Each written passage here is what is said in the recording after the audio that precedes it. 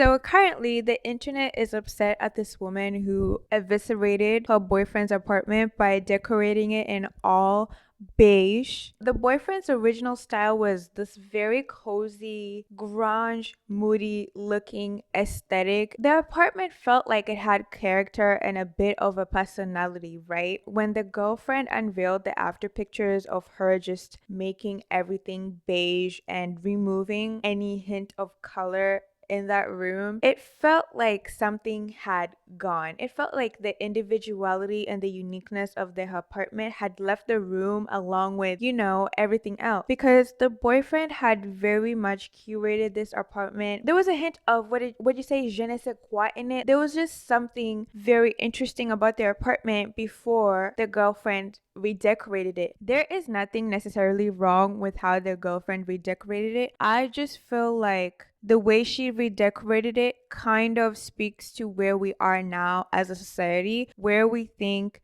that decorating things in beige automatically makes a space look better. What I'm trying to say is that because I have seen so many people do this very beige, modern aesthetic of their apartments or their homes or their living spaces, it kind of is starting to feel like that aesthetic lacks some individuality in a way. In my opinion, the boyfriend's decor was very beautiful and it looked like someone lived there. It doesn't look like a showroom. If a space is decorated in all beige and it's very modern looking, it low-key looks like a showroom. It doesn't look like people live there. I don't know if that makes sense, and that's just probably a me thing, but it got me wondering about how we as a society ended up in this space where we just decorate our homes in beige and all shades of grayish and just these very neutral colors. How did we end up here? I just want to say that, of course,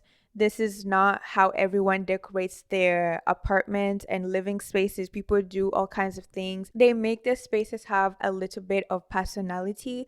But as of late, I have been seeing so many people do this beige trend, this grayish trend. So let's discuss. Based on a lot of the pictures before the 2000s, interior design always had a hint of color. There was always living spaces that were decorated with so many pops of color. If you look at older pictures, sometimes it would even lean more towards maximalism, where people would use bright and vibrant colors to decorate their living spaces. And the interior of their homes would look unique and personal to the people living in them. If you look at home decor from the 60s and 70s specifically, people combined different vibrant colors, textures, and shapes to bring their living spaces together. This would make their houses feel like homes, because at the end of the day, what we're all trying to do is make our houses feel like a home. In today's standards, people would probably think of the interior decor before the 2000s as very tacky. But me personally, I kind of enjoy that kind of decor. So how did we as a society end up in this beige era? Well, according to Morgan, a writer who published an article titled The Beige Conspiracy, in this article, Morgan says that the Western world is obsessed with the color beige because real estate agents have convinced everyone that if their homes did not have neutral walls and neutral furniture, then it would be harder for them to sell in the future. Basically, the resale value of a house is greatly affected by the colors that people choose to paint their house and what furniture pieces people choose to have. According to a real estate agency called Merrimack Real Estate, they said that when it comes time to sell, you want to take out any personality that is unique to you. You want your home buyers to take ownership of your home while on a personal showing. Bold color choices for wall paint can be a very personal decision. A highly personalized bold color could turn off a buyer. A neutral color scheme will have a much broader appeal to your home buyers. Rooms painted with a neutral wall color gives the room more versatility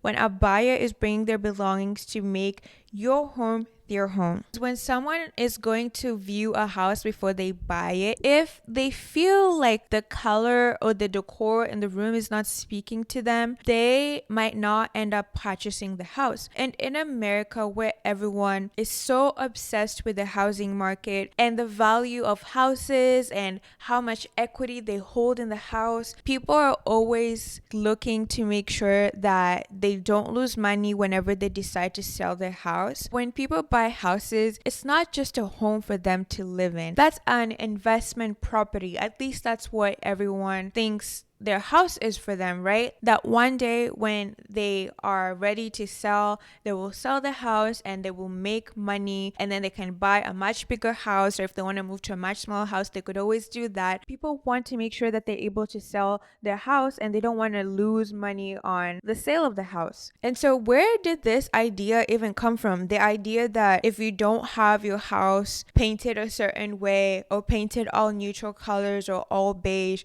that your house might not sell. There's an article by Kate Wagner that talks about how beige took over American homes. She goes on to say that the economics of the mortgage crisis and the rise of Home Improvement Network TV greatly contributed to this perception that homes need to be all beige, all neutral, all grayish. She goes on to say that home improvement shows focused on renovating or redecorating houses in order to make them more appealing to potential buyers. Updating appliances or HVAC systems and performing repairs on a home's roof, insulation, or other structural properties do in fact add a lot of value to the home's equity.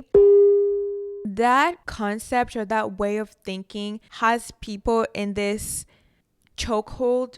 People are left in this state of being where they are not necessarily able to enjoy their house, and they're not necessarily able to decorate it the way they want to decorate it. They're always thinking about what's next. In my opinion, if you buy a house, especially because it's such a big purchase, why don't you just enjoy it? And if you ever want to sell it in the future, you could always paint it to all the neutral colors that your real estate agent wants you to paint it. Why live in fear of your own home when you could just enjoy your house? It feels like a lot of people are just living in fear of expressing themselves and expressing their quirks, or maybe they just don't know what they want to do with their houses, so they just do whatever is popular in the moment and what's popular in time, and that is totally fine. If someone wants to express themselves and decorate their house however they want to,